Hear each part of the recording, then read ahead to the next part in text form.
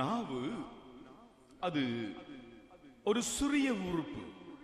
ஆனால் அந்த சிறிய உறுப்பிற்கு இருக்கின்றது மிகப்பெரிய பொறுப்பு. பேசுகிற பேச்சு சரியாக இருந்தால் அவன் பூரண மனிதன். தன்னை சரியாக அடக்குகின்ற அவன் ஒரு புனிதன். குதிரைக்கு கடிவாளம், கப்பலுக்கு சுக்கான், காட்டுக்கு சின்ன பொறி. ஆனால் மனிதனுக்கோ அவனுடைய நாவிலேதான் குறி. நாவு ஒரு அநீதி நிறைந்த ஒரு உலகம். அதனால் இன்று இந்த முழு உலகத்திலுமே கலகம். எல்லா மிருகத்தையும் மனுஷன் அடக்கிவிட்டான். ஆனால் நாவை மட்டும் அவனால் அடக்க முடியவில்லை. அந்த நாவை அவனால் படிக்கவும் முடியவில்லை. ஒரே நாவை வைத்து ஆலயத்தில் ஆண்டவரை ஸ்துதிக்கின்றோம், பின்பு அடுத்திருப்பவனை சபிக்கின்றோம். நாவை நாங்க அடக்கலன்னா எங்களுடைய பக்தி எல்லாம் வீணானது. பல தடவைகளிலே அது எங்களுடைய புத்திக்கு தோணாது. நாவினாலே நாங்கள் தூசிக்கின்றோம், புரணியும் சொல்கின்றோம், பொய்யா பேசுகின்றோம், பொல்லாப்பையும் பேசுகின்றோம், வஞ்சகமாக பேசுகின்றோம், வம்பு துங்குகளையும் பேசுகின்றோம், கெட்ட வார்த்தைகளையும் பேசுகின்றோம், மற்றவர்கள் மனதை சுட்ட வார்த்தைகளையும் பேசுகின்றோம். ஒரு புறத்தில் மனிதனுக்கு நாவினால் உசுப்பையும் ஏத்துகின்றோம், அவன் மனதில கசப்பையும் ஏத்துகிறோம். உள்ள போற உணவு முக்கியம் அல்ல, வெளியில வார வார்த்தை தான் முக்கியம் என்று ஆண்டவர் அழகா சொன்னாரு. நீங்க உண்மையை பேசி உத்தமரா இருங்க என்று புனித பவுலும் திருமுகத்தில் சொன்னாரு. என்னுடைய நாவினால ஆண்டவருடைய நீதியை பாடுவோம், அவரை மனசார நாங்க புகழுவோம், வேதத்தை நாங்கள் தினமும் நாவால விவரிச்சு சொல்லுவோம், பின்னர் தினமும் அவரை ஸ்துதித்து நிற்போம். பிரியமான சகோதரங்களே, சகோதரிகளே, ஒரு அழகான ஒரு காலத்தினுடைய தேவைக்கேற்ற ஒரு கருப்பொருள். அதை நாங்கள் அன்னமரியாளுடைய அற்புதமான விழுமியங்கள் ஒன்றான பொறுமையோடு சேர்த்து நாங்கள் இன்றைய நாளிலே நாங்கள் சிந்திக்க அழைக்கப்படுகின்றோம். பொறுமையின் சிகரம் அன்னை மரியாள். ஆகவே அவளை போல நாங்களும் பொறுமையோடு இருக்க வேண்டும் என்றால் எங்களுடைய நாவை நாங்கள் கட்டுப்படுத்த வேண்டும், நாவடக்கம் உள்ளவர்களாக வாழ வேண்டும். நீதிமொழிகள் நூலிலே சொல்லப்படுவது போல, ஆண்டவரே என்னுடைய நாவுக்கு காவல் வைத்திருளும், என்னுடைய வாயிலின் நுனியிலே ஒரு காவலாளியை வைத்திருளும் என்று நாங்கள் ஆண்டவரை பார்த்து மன்றாடுகின்ற ஒரு நாளாக பிரியமான சகோதரர்களே இன்றைய நாள் இருக்கின்றது. எங்களுக்கு தெரியும், 2 பெரிய உலக போர்கள் உலக வரலாற்றிலே நிகழ்ந்து இருக்கின்றன. அதில் 2வது உலக போர் அதிகமான தாக்கத்தை செலுத்தி அதனுடைய விளைவுகள் என்றும் காணப்படுகின்ற ஒரு ஒரு தன்மையாக அந்த 2வது உலக போர் விளங்குகின்றது. 1945ஆம் ஆண்டு எங்களுக்கு தெரியும் 2ஆம் உலக போரின் கடைசி கட்டங்கள்.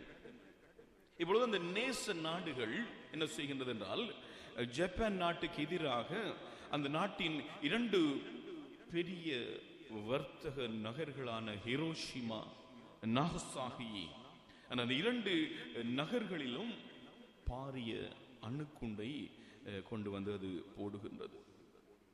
இந்த அணுக்குண்டு வீச்சினால் பிரியமான சகோதரங்களே பல லட்சக்கணக்கான மக்கள் மடிகின்றார்கள்.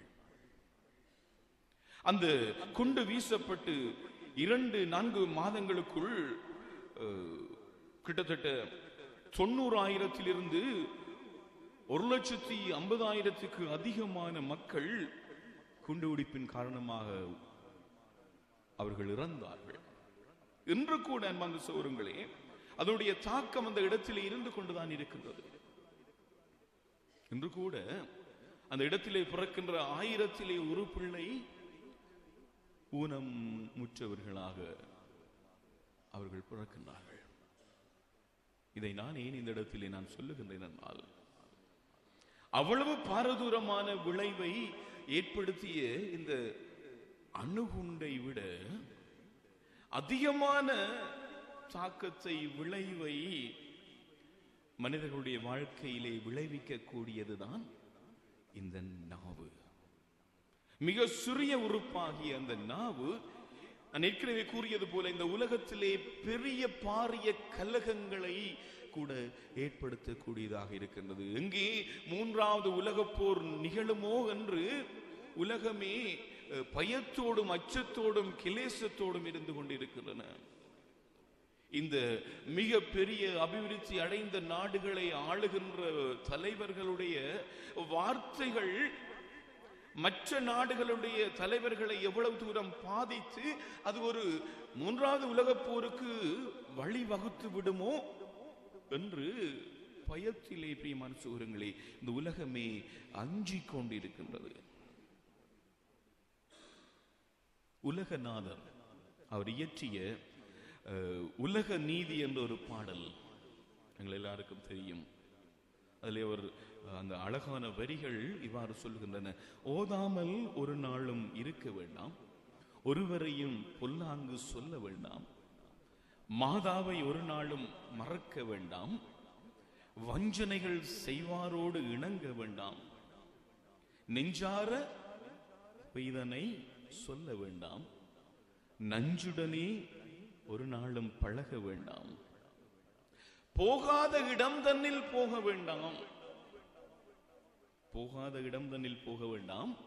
அதன் பின்னர் வருகின்ற வார்த்தை, போக விட்டு புறம் சொல்லி திரிய வேண்டாம். பிரியமான சகோதரங்களே, நாங்கள் இந்த நாவினால் பல தடவைகளிலே புறம் சொல்லி, மற்றவர்களை பற்றி இல்லாதது பொல்லாதது சொல்லி, ஆவலாதி அவதூறு பேசி நாங்கள் பல தடவைகளிலே பிரிவினைகளோடும் பிளவுகளோடும் நாங்கள் வாழ்ந்து கொண்டிருக்கின்றோம். ஒரு முறை 2 பெண்கள் அவங்க என்னண்டா தங்களோட வீடுகளில் வீட்டு தோட்டம் வச்சிருந்தாங்க. அந்த வீட்டில் விளைஞ்ச அந்த காய்கறிகளை இப்போ சந்தைக்கு கொண்டு போவோம். சந்தைக்கு கொண்டு போக இப்போ காலமை வெளிக்கிட்டு இந்த காய்கறிகளை எல்லாம் பிடுங்கி தலையில் கூடையில் அதை வச்சு இப்போ 2 பெண்கள் ஒவ்வொரு திசையிலிருந்து சந்தைக்கு வருகிறார்கள்.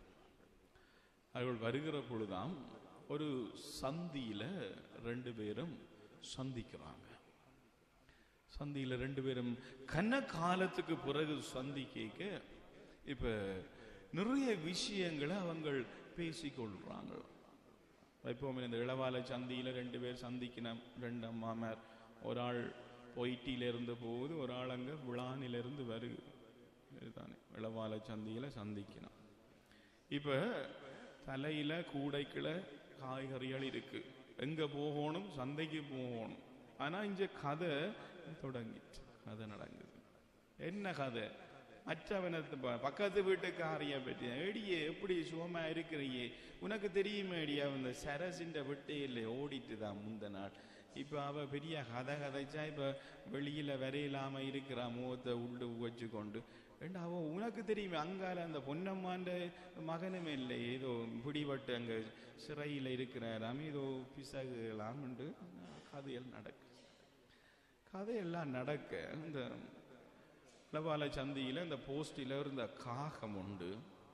அப்படியே பறந்து வந்து ஒரு மனுஷின்ற கூடைக்குள்ள இருந்துட்டு, கூடைக்குள்ள இருந்து அங்கங்க கொத்தி பார்த்தா ஒரு ஆட்டமும் தெரியல. கூடையில ஒரு ஆட்டம் இல்லாம கதை நடக்கு. அப்ப அந்த காகம் என்ன செஞ்சிச்சேன்னா, போய் 2 சுள்ளிகளை கொண்டு சொண்டால கொத்தி கொண்டு வந்து அந்த அதுக்கு வச்சு அந்த கூடைக்கு கூடு கட்டிச்சு.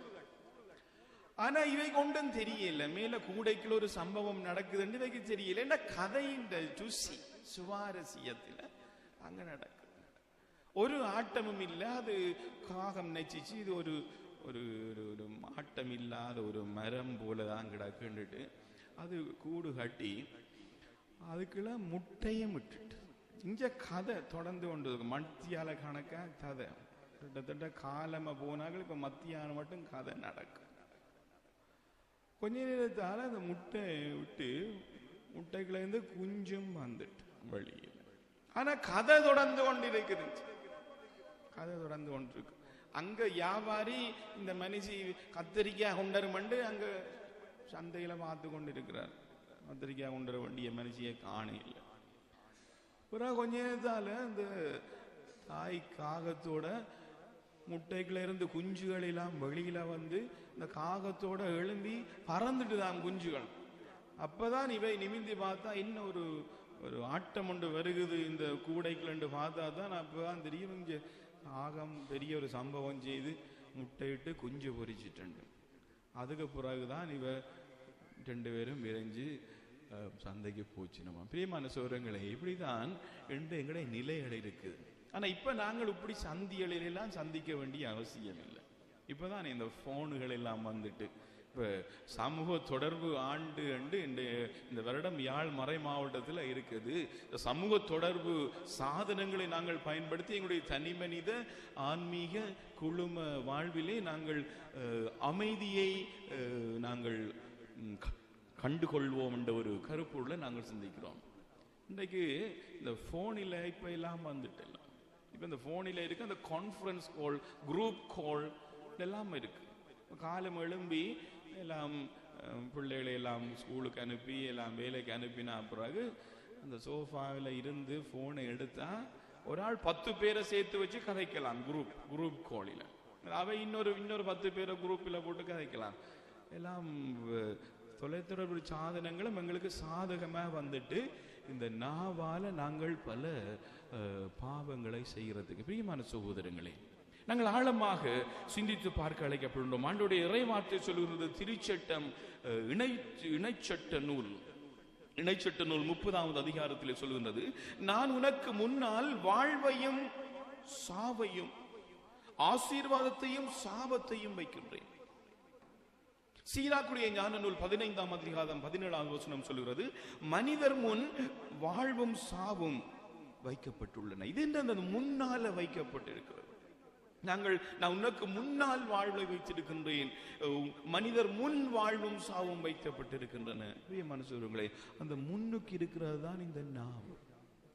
இந்த நாவினால் அன்பார்ந்த சகோதரங்களே, நாங்கள் எங்களுடைய வாழ்வையும் நாங்கள் வாழ்ந்து கொள்ள முடியும், ஆண்டவருடைய ஆசீர்வாதத்தையும் பெற்றுக்கொள்ள முடியும். இந்த நாவினால் நாங்கள் எங்கள் மீது சாபத்தையும் நாங்கள் வருவித்துக் கொள்ள முடியும்.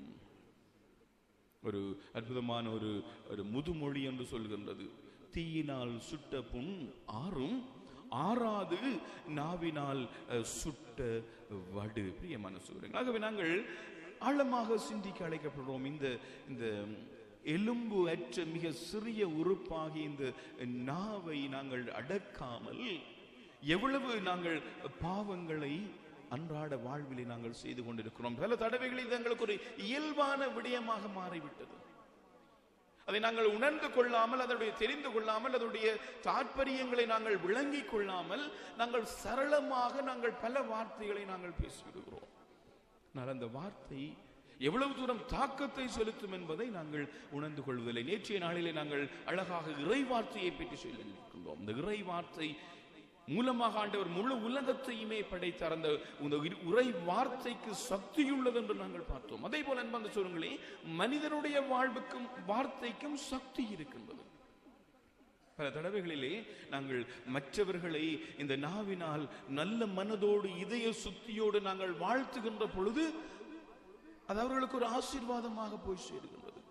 பல தடவைகள் நாங்கள் அவர்களை சபிக்கின்ற பொழுது அவர்களுக்கு சாபமாக மாறுகின்றது. ஆனால் ஆண்டவர் இயேசு இந்த நாளிலே அழகாக சொல்லுகின்றார், எங்களுடைய நாவினால் நாங்கள் ஆக்கப்பூர்வமான வளமான நிறைவான வார்த்தைகளை பேசும்படி ஆண்டவர் எங்களுக்கு இன்றைய நாளிலே கேட்டு நிற்கின்றார். பிரியமான சகோதரர்களே, இன்றைய 1வது வாசகத்திலே நாங்கள் அழகாக வாசிக்க கேட்டோம். இந்த யாக்கோபு எழுதிய திருமுகம். பிரியமான சகோதரர்களே, மிகவும் ஒரு சிறிய ஒரு திருமுகம், ஒரு 5 அதிகாரங்கள் மட்டுமே கொண்ட ஒரு திருமுகம், ஒரு கடிதம். ஒவ்வொரு கிறிஸ்தவனும் அன்பான சகோதரர்களே எவ்வாறு வாழ வேண்டும், எவ்வாறு கிறிஸ்தவ வாழ்வை அவன் வாழ்ந்து தன்னுடைய இலக்கை அடைந்து கொள்ள வேண்டும் என்பதை யாக்கோபு திருமுகம் அழகாக எங்களுக்கு சொல்லியிருக்கின்றது. அதிலே ஒரு பகுதி தான் 3ஆம் அதிகாரத்தில் சொல்லப்படுகிறது, இந்த நாவடக்கம். எவ்வாறு இந்த மனிதனால் கட்டுப்படுத்த முடியாத அளவுக்கு இந்த நாவு என்று இருந்து இன்றைய உலகத்திலே பல்வேறு விதமான தீமைகளை விதைக்கின்ற ஒரு உறுப்பாக அது இருந்து கொண்டிருக்கின்றது என்று திருமுகத்திலே நாங்கள் அழகாக நாங்கள் வாசிக்கிறோம். இந்த இடத்திலும் அழகாக அவை சுத்திகரிக்கப்பட்டிருக்கின்றன. எவ்வாறு நாங்கள் நாவடக்கம் உள்ளவர்களாக இருக்க வேண்டும் என்று பிரியமான சகோதரர்களே, இந்த நாவினால் நாங்கள் தேவையற்ற வார்த்தைகளை தவறாக பயன்படுத்துவதால் நாங்கள் செய்கின்ற அந்த பாவங்களை பற்றி நாங்கள் ஆழமாக சிந்தித்து பார்க்க அழைக்கப்படுகின்றோம். பிள்ளையான விமர்சனங்களை நாங்கள் பேசுகின்றோம். மற்றவர்களுடைய குறைகளை மட்டுமே உயர்த்தி பேசுகின்றோம், புரணி பேசுகின்றோம், ஆவலாதி அவதூறு பேசுகின்றோம். ஒருவர் நம்பி சொன்ன ரகசியங்களை மற்றவர்களுக்கு நாங்கள் வெளிவிடுகின்றோம். ஒருவர் நம்பி சொன்ன ரகசியங்களை இந்த நாவினாலே நாங்கள் வெளிவிடுகின்றோம். பிரியமான சகோதரர்களே, நம்பிக்கை துரோகம் செய்கின்றோம். முற்சார்பு எண்ணங்களோடு மற்றவர்களை நாங்கள் தீர்ப்பிடுகின்றோம். இந்த நாவினால் மற்றவர்களை அதைரியப்படுத்துகின்ற வார்த்தைகளை நாங்கள் பேசுகின்றோம். பழி சொல்லுகின்றோம், கோள் சொல்லுகின்றோம், பொய் சொல்லுகின்றோம் என்று இந்த பாவங்களை பிரியமான சகோதரர்களை நாங்கள் அடுக்கிக் கொண்டே போகலாம். ஏனென்பார்ந்த சகோதரர்களை, இந்த நாவினால் நாங்கள் இத்தகைய பாவங்களை நாங்கள் செய்கின்றோம் என்று நாங்கள் சிந்தித்து பார்த்தோம் என்றால் அதற்கு ஒரு சில காரணங்கள் உண்டு. முதலாவதாக அன்பந்த சகோதரர்களே, எங்கள் மத்தியிலே காணப்படுகின்ற அந்த பொறாமை என்கின்ற குணம். பொறாமை, மற்றவர்கள் என்னை விட அவர்கள் சிறந்து விடக்கூடாது என்ற அந்த பொறாமை குணத்தினால் அதை தாங்க முடியாது அவர்களை வீழ்த்துவதற்காக, அவர்களை அவமானப்படுத்துவதற்காக, அவர்களுடைய நிலைகளை சீர்குலைப்பதற்காக இல்லாதது பொல்லாததை நாங்கள் பேசுகின்றோம். இந்த நாவினால் பல பாவங்களை செய்வதற்கு அன்பான சகோதரர்களே, முதலாவது காரணமாக இருக்கின்றது பொறாமை. இரண்டாவதாக இருப்பது என்னவென்றால் காய்மக்காரம். காய்மக்காரம். மூன்றாவதாக அன்பந்த சகோதரர்களே, சுயநலம். என்னை பற்றி தான் எல்லாரும் பெருமையாக பேச வேண்டும், என்னைத்தான் எல்லாவற்றிலும் உயர்த்தி பேச வேண்டும் என்ற தன்மைகள். மற்றவிடம் இருக்கின்ற ஒரு விடயம் என்னிடம் இல்லாத பட்சத்திலே அது அது அது ஆற்றல்களாக இருக்கலாம், திறமைகளாக இருக்கலாம், செல்வமாக இருக்கலாம், பட்டமாக இருக்கலாம், பதவிகளாக இருக்கலாம், பொருட்களாக இருக்கலாம். என்னிடம் இல்லாத ஒன்று மற்றவிடம் இருக்கின்ற பட்சத்திலே அதை நான் பெற்றுக்கொள்ளும் வரை நான் பிரியமான சகோதரர்களே, இந்த பொறாமையினால், இந்த காய்மகாரத்தினால், அந்த சுயநலத்தினால் நாங்கள் இல்லாத பொல்லாத வார்த்தைகளை எல்லாம் நாங்கள் பேசி விடுகின்றோம். அடுத்ததாக அன்பான சகோதரர்களே, இந்த நாவினால் நாங்கள் இத்தகைய வார்த்தைகளை பேசுகின்றோம் என்றால் எங்களை பற்றிய ஒரு சுய அறிவு இல்லாத தன்மை, எங்களை பற்றிய சுய அறிவு, செல்ஃப் நாலேஜ் என்று சொல்வார்கள். எங்களை பற்றிய அறிவு இன்மை, அன்றையில் எங்களால் ஏற்றுக்கொள்ள முடியாத தன்மைகள், எங்களுடைய குறை நிறைகளோடு எங்களை நாங்கள் ஏற்றுக்கொள்ள முடியாததினால் நாங்கள் இந்த நாவினால் பல காரியங்களை நாங்கள் செய்கின்றோம். எங்களுடைய பலவீனங்களை ஏற்றுக்கொள்ள முடியாமையினால் மனசூரங்களே.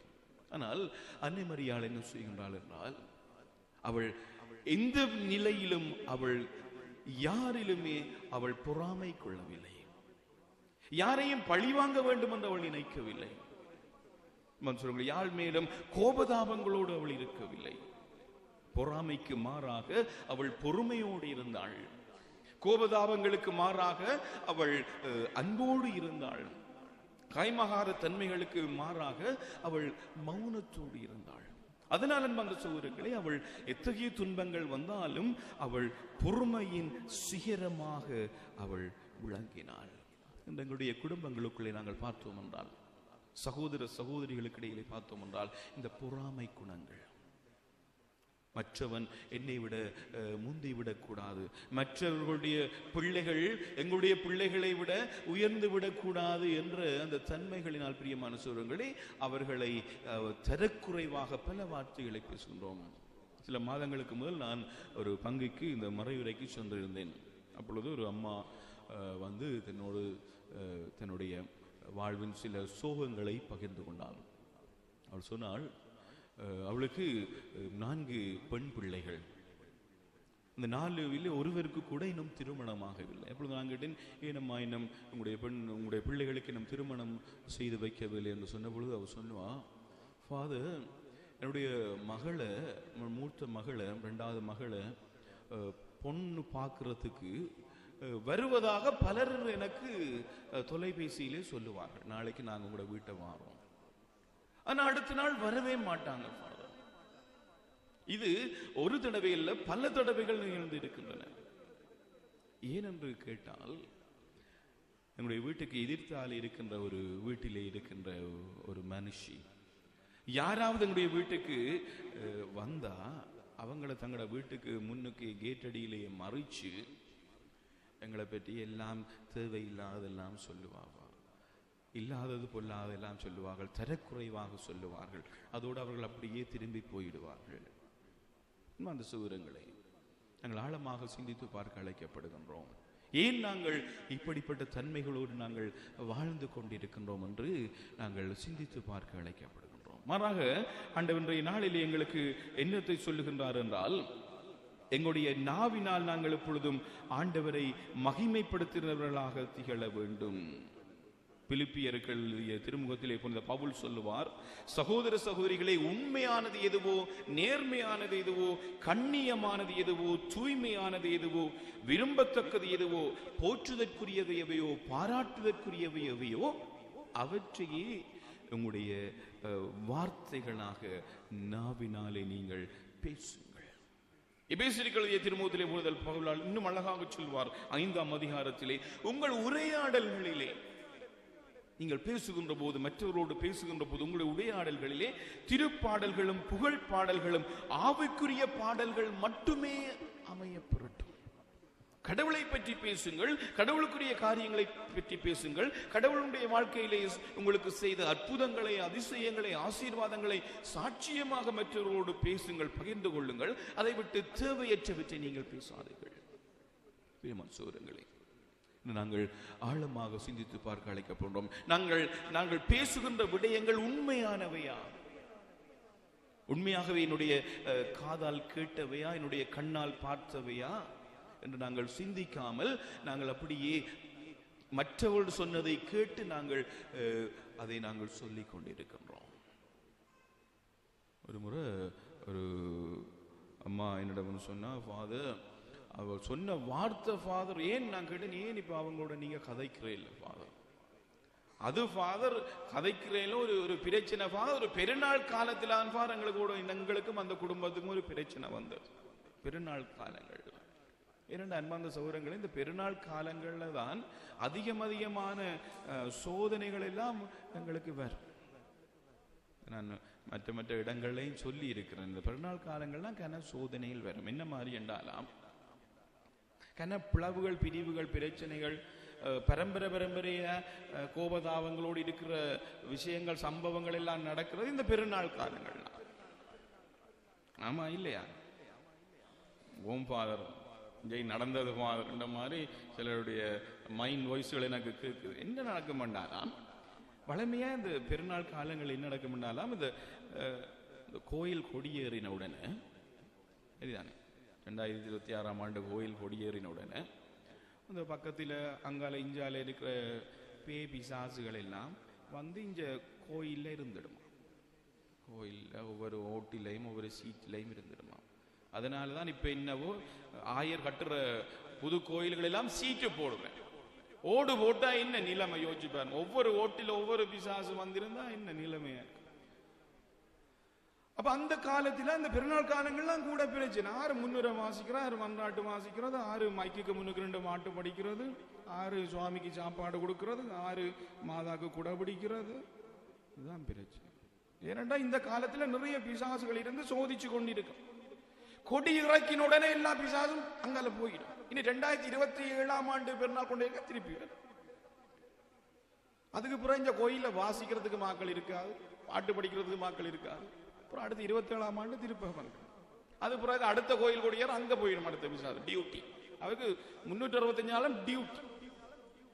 நினைக்கிறேன் அந்த பிசாசுக்கு எல்லாம் அவங்களுடைய திருவழிபாட்டு நாட்காட்டி எல்லாம் வச்சிருக்கிறது போல கிடக்கு. இந்த ஐஸ்கிரீம் காரங்கள் கச்சான் விற்கிறவங்க எல்லாம் இந்த முதல் போய் இந்த கதலிக் புரசில பாதுகாலில் போய் நாட்காட்டி தான் வேண்டுவாங்களாம். ஏன்னா அவங்களாம் தெரியுமா இன்றைக்கு எங்க பெருநாள் போயிட்டு அது முடியும் எங்க கூடி இருக்கும். அது மாதிரி பேய் பிசாசும் இந்த நாட்காட்டி வச்சிருக்க மூலம் கிடக்கு. அந்த நாட்கள்லாம் அதிக பிரச்சனை, அதிக பிளவுகள், பிரச்சனைகள். அது அம்மாவும் சொன்னா ஃபாதர் இந்த பெருநாள்ல தான் இந்த பிரச்சனை வந்து இப்ப நாங்கள் 15 வருஷமா நாங்கள் கதைக்கிறோம். இந்த மரவிரைகளுக்கு போய்க்க நிறைய விடயங்கள் எல்லாம் மக்கள் வந்து சொல்லி விஷயங்கள். அது என்னண்டா ஃபாதர் இத்தனையாம் ஆண்டு 2010 ஃபாதர் 10ஆம் மாதம் 10ஆம் தேதி 10 மணிக்கு 10 மணி 10 நிமிஷம் அந்த வேலிக்களால பார்த்து இப்படி சொன்னவள் ஃபாதர். என்ன இப்பவும் எனக்கு அதை நினைக்க அந்த உடம்பெல்லாம் கூஸ் பம்மா இருக்கு, இப்படி சொன்னவள் ஃபாதர், வார்த்தை சொன்னவள் ஃபாதர். அண்டையோட விட்டதுதான், திரும்பி கூட பார்க்கல பாருங்க முகத்து. சௌரங்களே, உங்களுடைய வார்த்தைகள் நாங்கள் அறியாமலோ அறிந்தோ உணர்ந்தோ உணராமலோ அதனுடைய தாற்பயங்களை புரிந்து கொள்ளாமலோ சொல்கின்ற வார்த்தைகள் பல்வேறு விதமான தாக்கங்களை செலுத்தி எங்களுடைய கத்தோலிக்க கிறிஸ்தவ வாழ்வுக்குள்ளே பிரிவினைகளையும் பிளவுகளையும் கொண்டு வந்து நாங்கள் ஒருமனே பெருநாட்களை மட்டுமே கொண்டாடுகின்ற ஒரு போலி கிறிஸ்தவர்களாகத்தான் வாழ்ந்து கொண்டிருக்கிறோம். இது எல்லா இடங்களிலும் இது பொதுவான விஷயம். பல தடவைகள் இந்த பிரசங்கங்களுக்கு போய்க்க எங்களுக்கு இந்த 10 நாள் பிரசங்கம் சொல்லுறதை விட அங்க அந்த டிராபிக் போலீஸ் வேலை பார்க்கறது தான் பெரிய வேலை. டிராபிக் போலீஸ் 2 குரூப் இருக்கு. ஸ்டாப் நீ சொல்லும், ஸ்டாப் நீ சொல்லும். அந்த டிராபிக் போலீஸ் வேலை பார்க்கறது தான் எங்களுக்கு வேலையா இருக்கு. மறைமுறை சொல்றது பதில மன்சூரங்கள். இப்படி பல்வேறு பிளவுகளோடு நாங்கள் வாழ்ந்து கொண்டிருக்கிறோம். கொஞ்சம் எங்களுடைய நாவை நாங்கள் அடக்கி பொறுமையாக நாங்கள் இருப்போம் என்றால் பல காரியங்களை நாங்கள் அமைதியாக மௌனத்திலே நாங்களால் சாதிக்க முடியும்.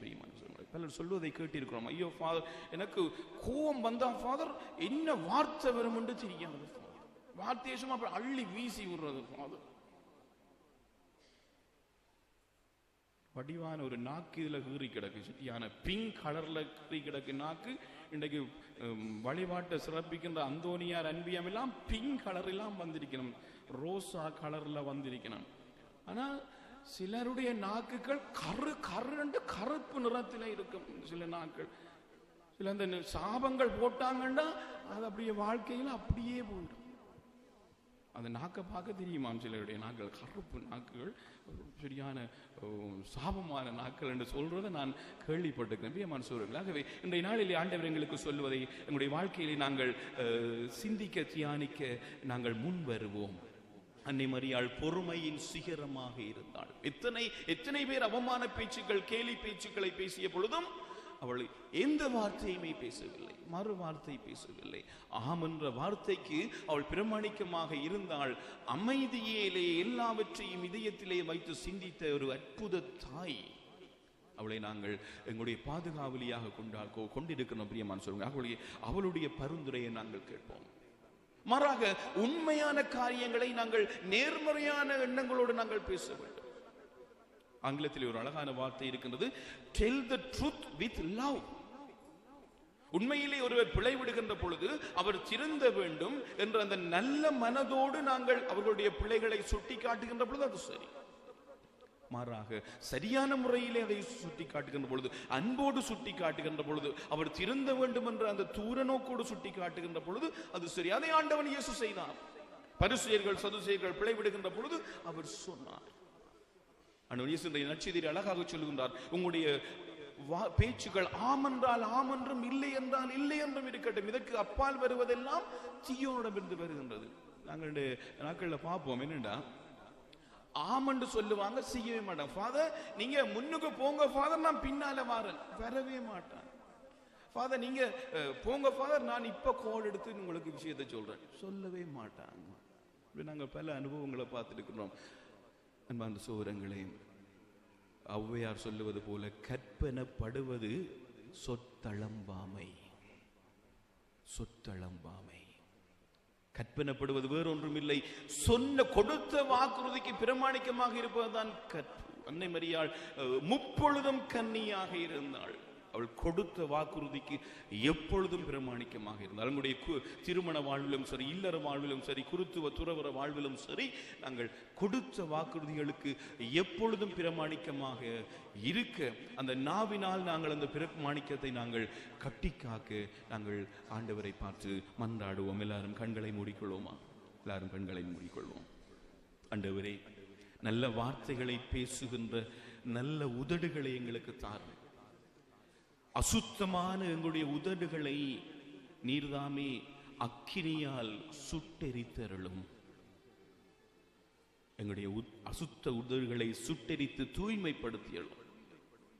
அவர் எசாயா தீர்க்கதரிசியுடைய நாவை நீர் சுத்திகரித்தீரோ, உம்முடைய வார்த்தையை பேசுவதற்கு அந்த நாவை நீர் தூய்மைப்படுத்தினீரோ, அதுபோல உம்முடைய வார்த்தைகளை பேசுவதற்கு எங்களுடைய நாவை நீர் சுத்திகரித்தருளும். ஆண்டவரே, உண்மையை பேச, நன்மையை பேச, ஆக்கப்பூர்வமான காரியங்களை பேச, பிறரை முன்னிறுத்தி பாராட்டி பேச, மற்றவர்களை தைரியப்படுத்தும் வார்த்தைகளை பேச, மற்றவர்களை முன்னேற்றுகின்ற வளர்ச்சிக்கு இட்டுச் செல்கின்ற வார்த்தைகளை பேச எங்களுக்கு நல்ல இதயத்தை தாரும் ஆண்டவரே.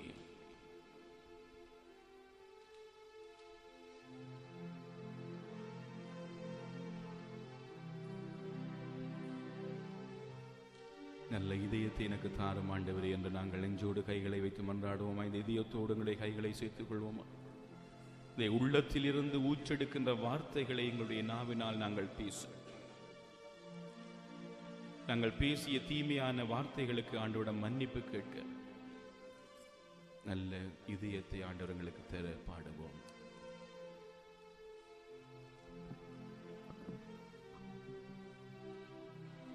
நல்ல இதயம் ஒன்று தா என் இயேசுவே எனக்கு தா. எல்லாருமாக நல்ல இதயம் ஒன்று தா என் இயேசுவே எனக்கு தா. அதில் அன்பை நிறைத்து தா, அனைவருக்கும் நான் அளிக்கத்தா. நல்ல இதயம் ஒன்று தா என் இயேசுவே எனக்கு தா. எனக்கு எதிராய் பகைமை செய்வோரை மன்னிக்கும் மனத்தை தா.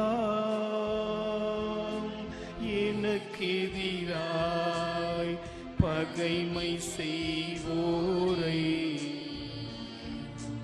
மன்னிக்கும் மனத்தை தா. அந்த பகைமையை திரும்ப நினையாமல் நான் மறக்கும் மனதை தா. நல்ல இதயம் ஒன்று தா என் இயேசுவே எனக்கு தா. எழுந்து நின்று பாடுவோம். நல்ல இதயம் ஒன்று தா என் இயேசுவே எனக்கு தா. அதில் அன்பை நிறைத்து தா, அனைவருக்கும் நான் அளிக்கத்தா. நல்ல இதயம் ஒன்று தா